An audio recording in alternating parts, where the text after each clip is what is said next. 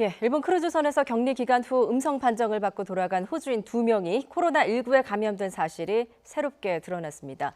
같은 과정을 거쳐 배를 떠난 승객 천여 명 사이에서도 감염자가 나올 가능성을 배제할 수 없게 됐습니다. 일본 연결해 보겠습니다. 이경화 특파원.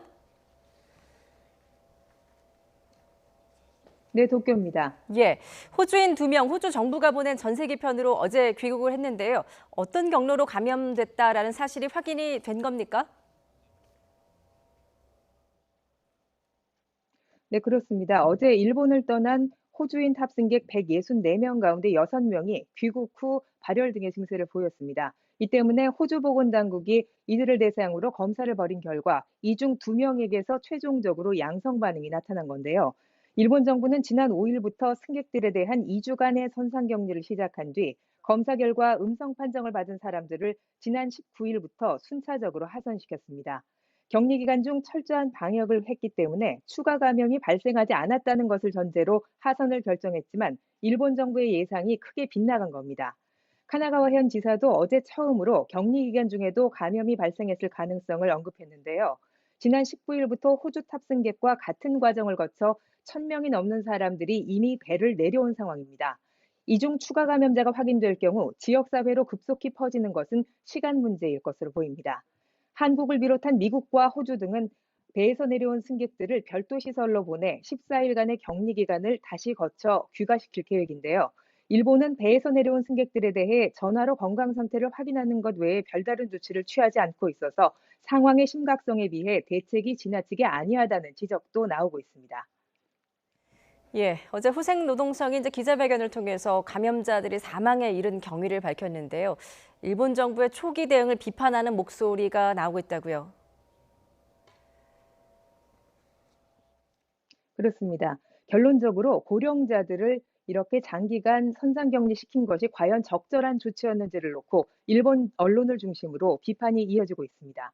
특히 사망한 여성의 경우는 처음 증세를 보인 뒤 병원으로 옮겨지기까지 일주일이 걸렸습니다.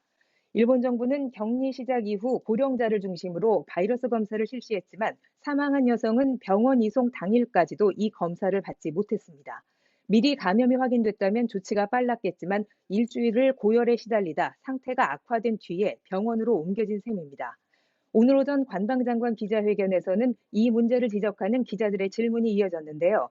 스가 장관은 당시 현장에 있던 의료진의 판단을 최우선시했다는 말로 쏟아지는 정부 책임론을 에둘러 부인했습니다.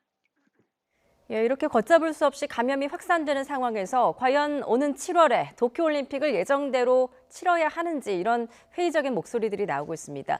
지금 일본 정부는 어떤 입장입니까? 네, 코로나19 대응 체계에는 문제가 없고 국제올림픽 조직위원회로부터도 이 문제에 대해서 신뢰를 받고 있다는 것이 일본 정부의 공식적인 입장입니다. 스가 장관은 선수와 관객들이 안전하게 올림픽에 임할 수 있도록 착실히 준비하겠다고 말했는데요. 하지만 당장 올림픽과 관련한 일정 그리고 주요 스포츠 대회가 차질을 빚고 있습니다. 도쿄올림픽 패럴림픽 조직위원회는 오는 28일부터 다음 달 1일 아리아케 체조 경기장에서 열기로 했던 일부 대회를 취소하고 운영 실태만 점검하기로 했습니다.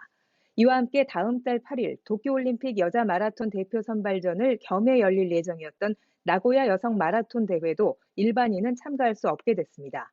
가토 일본 후생성 장관은 어제 기자회견을 열어 실내에서 많은 사람들이 모이는 행사의 경우는 주최 측이 개최 필요성이 있는지 판단해달라고 밝혔습니다. 하지만 자제하거나 중지하라고까지는 말하지 않았는데요. 오는 7월 도쿄올림픽을 연기하거나 취소해야 한다는 목소리가 나오는 상황에서 불필요한 오해를 낳지 않기 위한 것으로 풀이됩니다. 지금까지 도쿄에서 YTN 이경아입니다.